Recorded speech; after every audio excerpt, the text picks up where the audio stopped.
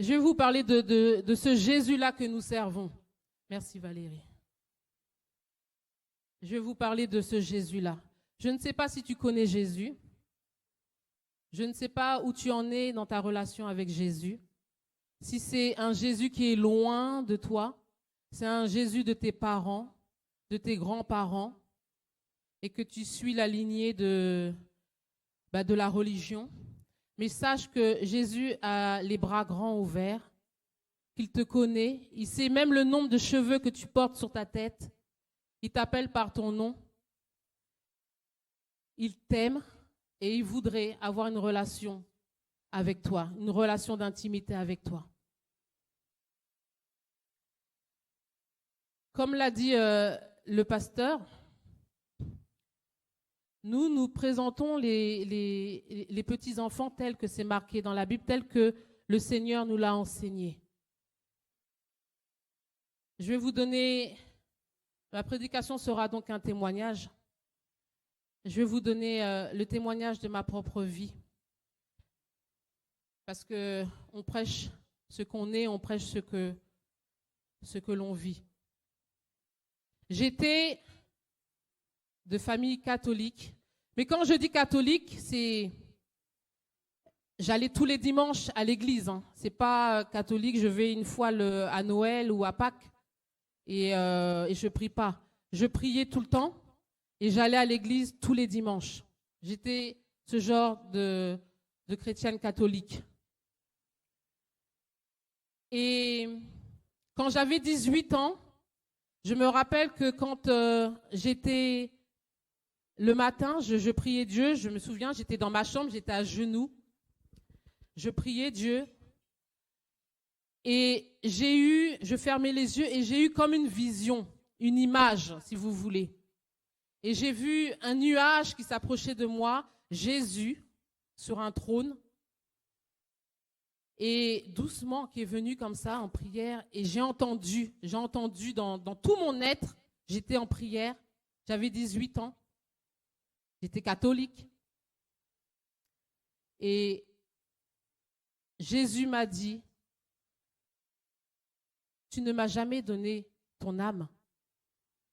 J'arrête ma prière et ça m'interpelle cette question, une voix douce. Et là, je me dis, c'est vrai, si je meurs, j'ai jamais fait cette démarche-là de dire, Jésus, je te donne ma vie, je te donne mon âme. Après la mort, il y a soit le diable, soit Dieu, soit l'enfer, soit le paradis. Et je ne m'étais jamais posé la question. De là, je me dis, mais c'est vrai, si demain je meurs, je ne sais pas où est-ce que mon âme va aller. Et là, tout de suite, mais je l'ai vécu vraiment comme ça, j'ai eu une oppression qui est venue sur moi pendant que je priais. Tu ne peux pas faire ça. Tu as un trop mauvais caractère, regarde ce que tu as fait à un tel, regarde tel jour tu as fait ci, tel jour tu as parlé comme ça à ta mère. Ça bombardait dans mon oreille.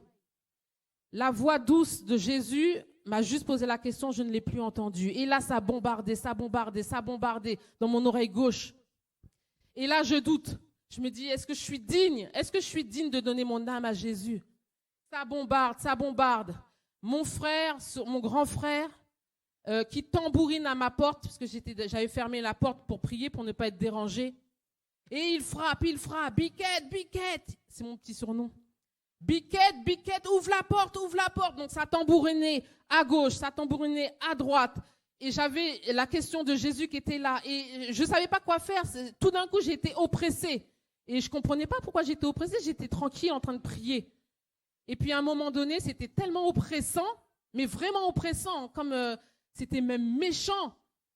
Et mon frère, là, qui tambourine, et à un moment donné, en pleurant, parce que c'était trop oppressant, et moi-même avec mes doutes, alors j'ai dit, Jésus, je te donne mon âme.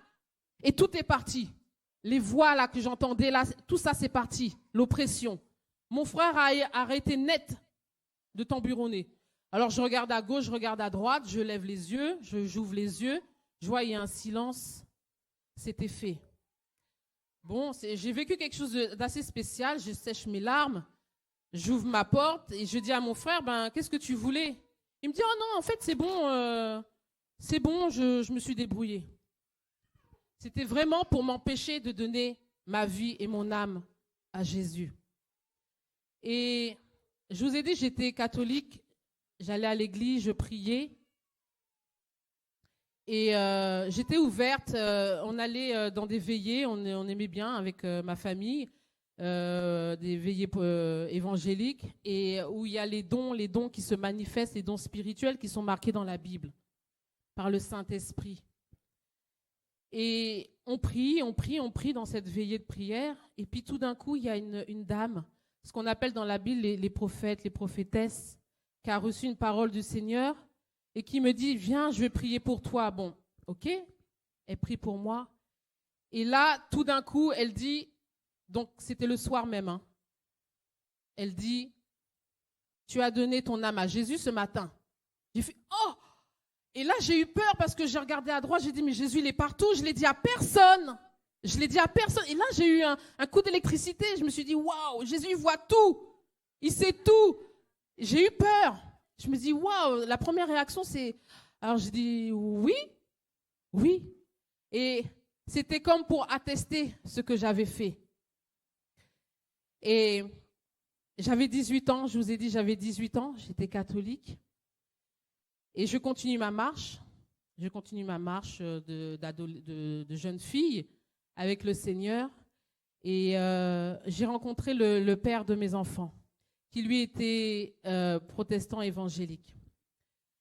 Donc, moi, étant quand même aimant Dieu et aimant servir Dieu, étant ouverte aussi à ce qui a marqué dans la Bible, j'avais mes propres pratiques en tant que catholique, et il était sage parce que j'avais quand même un caractère bien trempé. On ne me faisait pas faire et dire n'importe quoi. Donc, on avait des temps d'études dans la Bible. Donc, on prenait la Bible, on étudiait tous les deux. Et puis, en lisant la Bible, le pasteur l'a pris ce matin, je lis que les parents de Jésus ont présenté Jésus. Donc là, je commence à me poser des questions. Je me dis, tiens, Jésus, c'est notre modèle. Moi, catholique, j'ai la même Bible que toi, évangélique. On parle du même Jésus, on a la même Bible. Alors j'ai dit, tiens, on a présenté les parents. Je le savais, mais les parents ont présenté Jésus au temple, dans Luc 2. Un peu plus loin, on nous dit que tout le peuple, dans Luc 3, tout le peuple se faisait baptiser. Jésus fut aussi baptisé. Là, je m'interpelle. Et pendant qu'il priait, le ciel s'ouvrit, le Saint-Esprit descend sur lui sous une forme de colombe, sous une forme corporelle comme une colombe. Et une voix fit entendre du ciel ces paroles. Tu es mon fils bien-aimé, en toi j'ai mis mon affection. Jésus avait environ 30 ans. Donc là, je lis, mais je dis rien. Et après, chez moi, ça m'interpelle. Je me dis, mais pourquoi est-ce qu'on baptise les enfants? Jésus a été présenté, à l'âge de 30 ans, il se fait baptiser. Je me pose ces questions-là. Je me dis, mais on a la même Bible, je ne comprends pas. J'ai été voir un prêtre, je lui ai posé toutes ces questions-là. Il n'a pas su bien me répondre. Après, je viens au sein. Alors après, toutes les questions se posent aussi. Je me dis, mais qui a inventé ça? Qui a dit ça? Qui a dit qu'il fallait baptiser les enfants? Puisqu'on a la même Bible, Jésus, notre modèle, a été présenté. Il a été baptisé à l'âge de 30 ans. Celui qui croira et se fera baptiser sera sauvé. Est-ce qu'un petit enfant peut croire? Est-ce que Esther peut croire là? Non. Alors je me pose ces questions. Et je me dis, les saints. Quelqu'un qui a agi honorablement dans la vie, comme l'abbé Pierre, et qu'après l'Église dit que c'est un saint, on va le prier, alors que c'était un humain. Après, il y avait toutes sortes de questions qui venaient à moi. Et je me disais, c'était ces 3 points-là. C'était le baptême, c'était les saints et c'était Marie. Marie a été divinement visitée par un ange pour lui dire qu'elle allait enfanter le Messie. Et elle dit, après cette visitation, elle dit, mon âme exalte le Seigneur et mon esprit se réjouit en Dieu, mon Sauveur. Parce qu'il a jeté les yeux sur la bassesse de sa servante.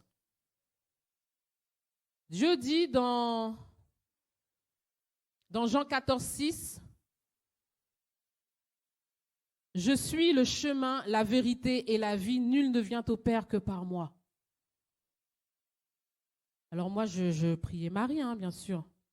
Et là, je me dis, mais où est-ce que dans la Bible, on nous dit qu'il faut prier Marie pour atteindre Jésus, pour atteindre Dieu?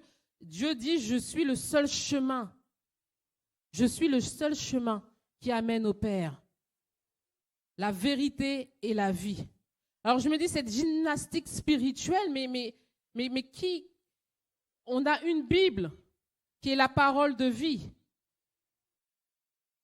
Et on lui dira, tu es bien heureuse. Et ça s'est accompli parce que c'est dans Luc 11, on dit, tandis que Jésus parlait, une femme élevant la voix du milieu de la foule dit à Jésus, « Heureux le sein qui t'a porté, heureuses les mamelles qui t'ont allaité. » Et qu'est-ce que va dire Jésus à ça? Il dit, « Heureux plutôt ceux qui écoutent la parole de Dieu et qui la gardent. » Alors, je me suis dit, bon, j'ai une intelligence, j'ai la même Bible. Marie, pour moi, c'est une femme qui a porté notre Seigneur Jésus-Christ, je l'honore. Elle a eu une grâce parmi les grâces. Mais je ne vois pas dans la Bible où je dois la prier, faire une gymnastique spirituelle pour atteindre le Père. Pour moi, il n'y a que Jésus. Je suis le chemin. Nul ne vient au Père que par moi. À la suite de quoi, ça cogitait. Mais vous savez, quand on est catholique, pratiquant, fervent, il y a toute une famille qui est derrière. Et j'étais convaincue dans mon cœur qu'il fallait que je me fasse baptiser. Et je me posais toutes ces questions-là. J'avais marqué ça, parce que j'aime bien aussi marquer, acter toutes les questions qui m'ont interpellée. Et ma mère était tombée dessus. Et elle s'est énervée en disant t'as pas à te poser ces questions-là, c'est comme ça et pas autrement. Bon, je l'ai laissé parler et du coup, j'ai décidé. J'étais allée à une réunion de mariage avec le pasteur et tout d'un coup, comme ça, je ne sais pas pourquoi il a parlé de ça, il nous a parlé d'un tableau où on voit Jésus crucifié et en bas, il y a marqué voici ce que j'ai fait pour toi et toi, qu'as-tu fait pour moi? Parce que moi, dans ma démarche, je voulais attendre d'être mariée pour pouvoir me faire baptiser. Comme ça, je n'avais pas de compte à rendre à la famille. Il a poursuivi le cours de mariage. Et puis le soir, je n'ai pas dormi de la nuit. Vous savez, c'est quoi tourner dans tous les sens? Cette parole-là, voici ce que j'ai fait pour toi et toi, qu'as-tu fait pour moi? Ça m'a empêché de dormir. J'ai tourné. Au petit matin, j'ai dit, bon, Jésus, je vais le faire, je vais me faire baptiser, je ne vais pas attendre, je le fais maintenant. Du coup, j'ai appelé le pasteur le lendemain qui était tout étonné. Il ne s'attendait pas du tout à ça. Alors j'ai dit, je veux me faire baptiser. Je suis convaincue dans mon cœur de ce qui a marqué dans la Bible. Et je me suis fait baptiser. Voici comment Jésus s'est présenté à moi, m'a parlé à moi personnellement concernant sa parole. Et je vais vous parler d'un Jésus, tout allait bien dans ma vie. Comme dit la sœur Edith, j'étais cadre, j'avais un beau mari, un bon mari, 2 enfants, une maison, tout était très très très bien. Et la tempête est venue. La tempête est venue Et je n'étais pas assez affermie. Et je me suis retrouvée, j'ai tout perdu du jour au lendemain. Mais tout perdu. Les amis qui étaient soi-disant mes amis, là, on sortait, on allait au restaurant, il n'y avait plus personne. Mon travail, j'ai perdu mon travail. Mes amis, j'ai perdu mes amis. Je pouvais même dépenser de l'argent même sans compter. Je ne me grattais pas la tête pour faire les courses, je ne faisais pas de... Et le niveau social, financier, tout, je suis tombée à terre.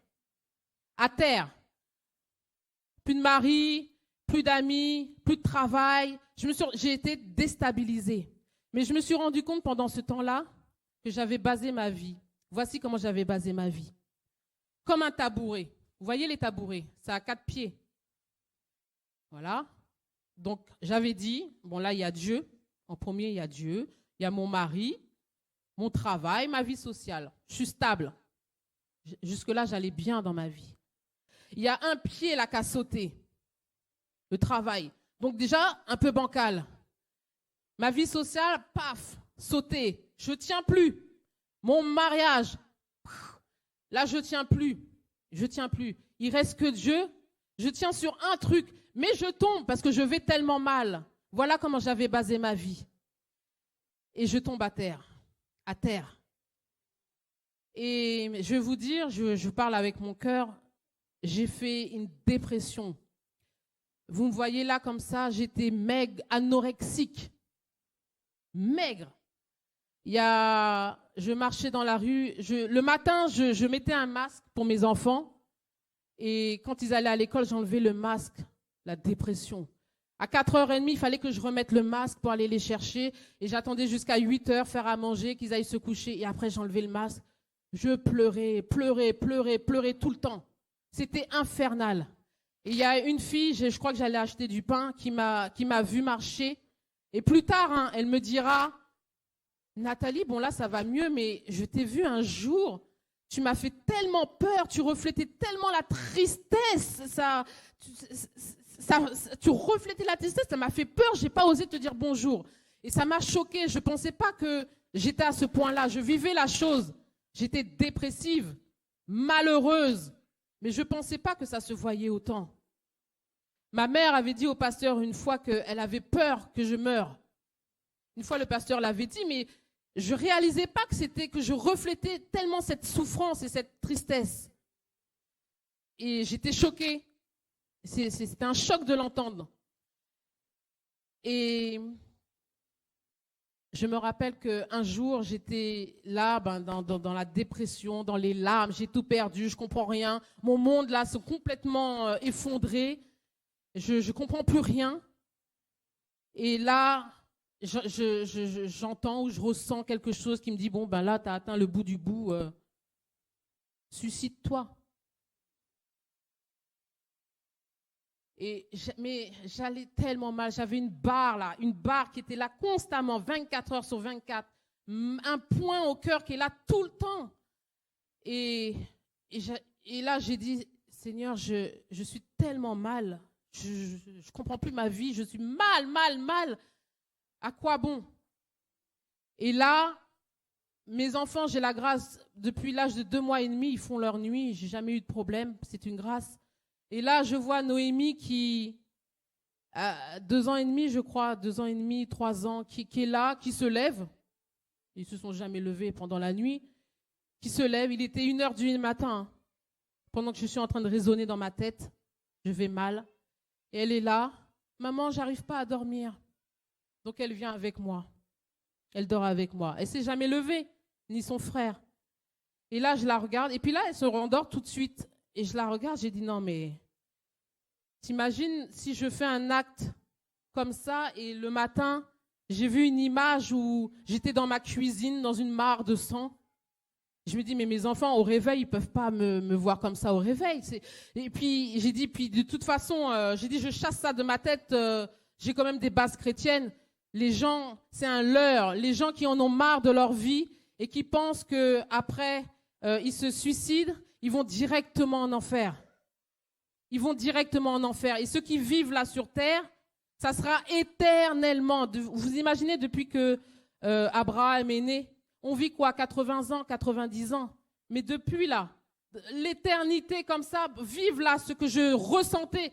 L'éternité, j'ai dit non, non, non. Comme on dit, tant qu'il y a de la vie, il y a de l'espoir. Demain, le soleil se lève.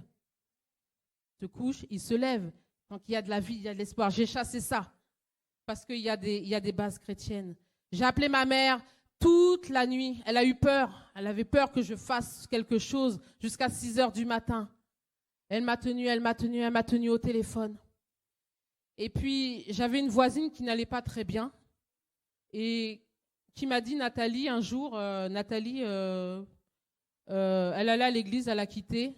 Elle fait, bon, demain, je vais à l'église. Ça fait longtemps que je ne suis pas allée à l'église. Et quand elle m'a dit ça, c'est comme si c'était Jésus qui me parlait. J'ai dit, ouh, je viens avec toi, j'ai rendez-vous avec Jésus. Donc, je suis allée à l'église, mais dans l'état que je vous ai décrit. Et puis, dans l'église, il faut se présenter. Donc, bon, j'avais pas trop envie. J'avais plutôt envie de me faire toute discrète. Et donc, je me présente. J'ai dit, voilà, je m'appelle Nathalie.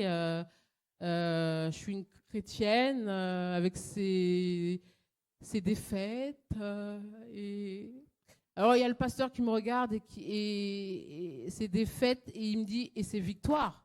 Après, je lui dis, c'est victoire si tu veux. Mais je vivais tellement quelque chose de dramatique.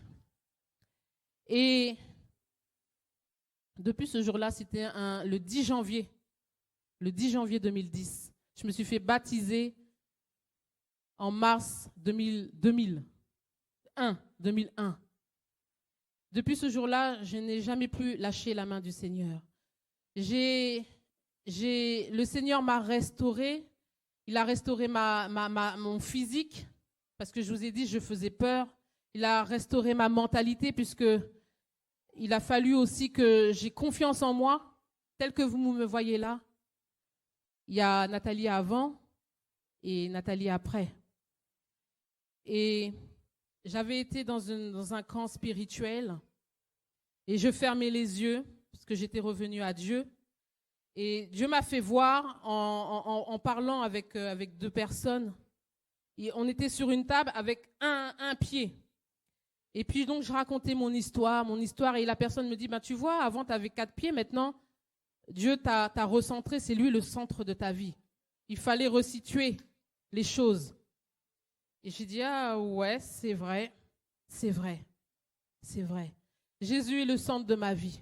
C'est lui qui m'a restauré. C'est lui qui m'a relevé, c'est lui qui a séché mes larmes. C'est lui qui a fait de moi une personne de valeur telle que vous voyez. C'est lui qui fait que je suis debout là. C'est lui, c'est ce Jésus-là que je vais vous dire. Et à ce camp de prière, à cette retraite spirituelle, je fermais les yeux. Je priais. Et j'ai vu que j'étais par terre. Je tendais la main.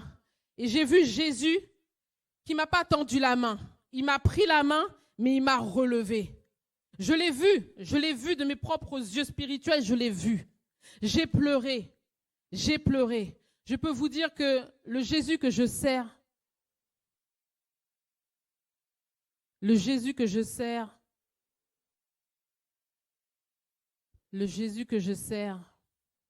est celui qui m'a sauvé, celui qui m'a relevé. Celui qui m'a pardonné de mes péchés. Il est vivant. Il voit quand on est dans la souffrance. Il voit tout. Rappelez-vous, j'ai donné mon âme à Jésus. Je l'ai dit à personne. Il voit tout et il entend tout. Tout ce qu'il veut. C'est un pas de toi. Tout ce qu'il veut. C'est que tu lui dises, si tu lui as jamais dit, Seigneur, ben moi aussi, j'ai jamais fait cette démarche-là. Je te donne mon âme. Je te donne ma vie. J'avais 18 ans, j'étais catholique. Et il est déjà 13 heures. Vous venez? Je veux terminer par... Yolette, hein. Il y a un chant, c'est un chant qui s'appelle Grâce infinie. Grâce infinie. Je ne le méritais pas. Quand je vous dis la tempête est rentrée, il y a toutes sortes de choses qui sont rentrées dans le foyer. La louange, Yolette vous appelle. Grâce infinie, c'est... Tu peux commencer à l'entonner, hein. Grâce infinie, c'est un chant qui a été écrit dans les années 1700. 1700.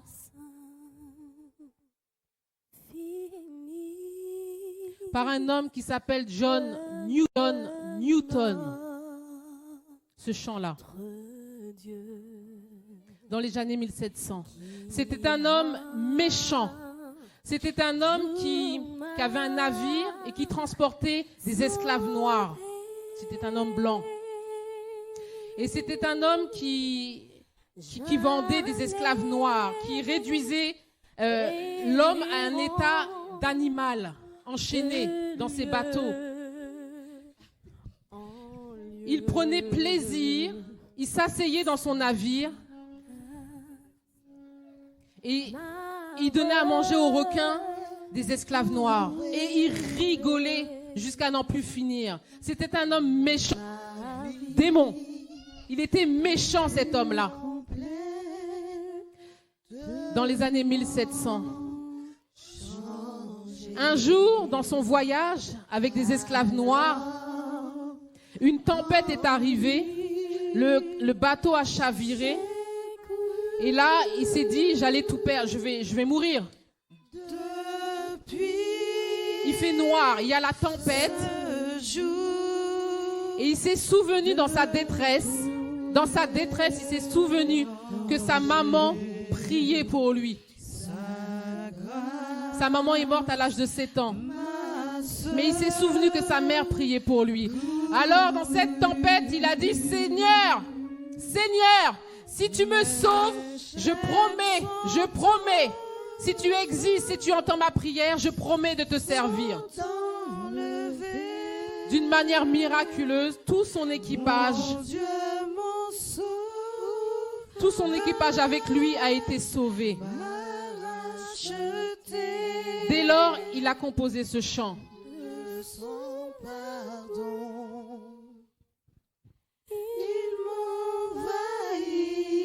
Il a composé ce chant dans les années 1700. J'aime les chants qui traversent les siècles avec autant d'onction. Cet homme-là ne le méritait pas. Il était cruel comme un démon. C'est la grâce de Dieu. Voici, je veux vous présenter ce Jésus-là que nous servons. Il ne regarde pas au péché. Il regarde au cœur, à la manière dont on vient à lui. Et cet homme-là méchant a dit, Seigneur, si tu me sauves, je te servirai. Il a composé ce chant. Il a fait des études bibliques. Il est devenu pasteur jusqu'à la fin de sa vie. Et il a prêché ce Jésus qui sauve.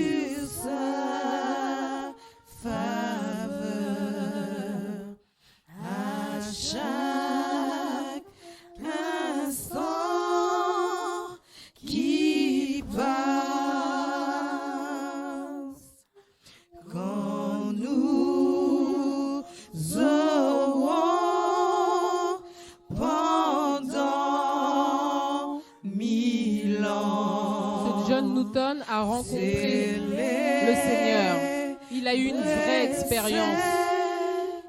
Comme moi aussi, j'ai eu une vraie expérience. Nous pouvons comme au commencement lui offrir nos Michel.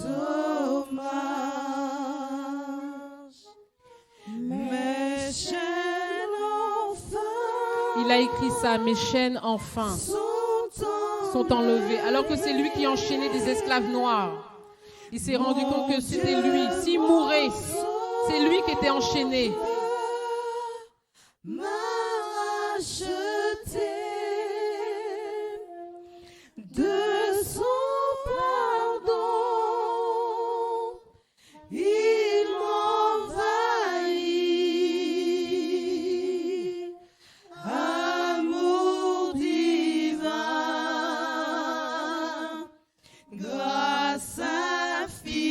Jésus, amour divin. Amour divin. C'est ce Jésus-là que je veux vous présenter ce matin. Grâce infinie. Un Jésus qui est réel. Amour divin. Son amour pour toi n'a pas changé. Grâce infinie. Nous servons ce Jésus-là, un Jésus d'amour. Amour divin. Et je prie pour que tu rencontres ce Jésus-là, celui que nous servons. Nous l'avons chanté ce matin. Jésus n'attend que tes bras. N'attend que tu lui dises quelque chose. C'est un Jésus qui est prêt à effacer les péchés. Il n'a pas regardé au péché de cet homme, John Newton. Grâce infinie. C'est un amour qui est immérité. C'est pour cela qu'il a été à la croix. La parole de Dieu dit que le Père a tant aimé le monde qu'il a envoyé son Fils unique pour que quiconque croit en lui ne périsse point, mais qu'il ait la vie éternelle. Amour divin. Grâce infinie. Seigneur, merci pour ton amour. Merci pour ton amour. Yolette, continue. Merci pour ton amour. Merci parce que tu me permets de parler de qui tu es. Grâce infinie. Seigneur, tu ne regardes pas à la personne. Tu ne regardes pas au péché. Tout ce que tu veux, c'est un cœur. Tu ne regardes pas, Seigneur Dieu, à l'étiquette de la religion. Tout ce que tu veux, c'est le cœur. Parce que tu as été à la croix. Tu as été à la croix te faire crucifier pour quiconque croit en toi ne périsse point, mais qui ait la vie éternelle. Seigneur, merci pour ton amour. Parce que ton amour, Seigneur Dieu, est toujours prêt à pardonner, à relever celui qui est faible. Quand il m'a retrouvé. Seigneur, merci. Je ne le méritais pas. Ma vie fut Complètement changée. changée. Alors, quand lui, j'ai cru. Depuis ce jour. Merci Jésus. Si je suis là, Seigneur, c'est grâce à toi. C'est à toi que je donne toute la gloire, Jésus. C'est un honneur pour moi de parler de toi. Dire que tu es vivant. Dire que tu as un cœur de père. Dire que tu as un cœur compatissant. Un amour incomparable. Tu ne regardes pas au péché. Vraiment, Seigneur, ton amour, Seigneur Dieu. Seigneur, qu'il est bon de fixer sa vie sur toi. De centrer sa vie sur toi. Je prie, Seigneur Dieu, pour que tout le monde dans cette assemblée, Père éternel, fasse cette rencontre avec toi. À quel point tu es un Dieu d'amour. Tu nous appelles par nom. Tu nous envahis de ton pardon. Tu nous envahis de ton amour. Jésus, tu es vivant et je te donne toute la gloire. Amour divin. Amour divin. Grâce infinie. Alléluia.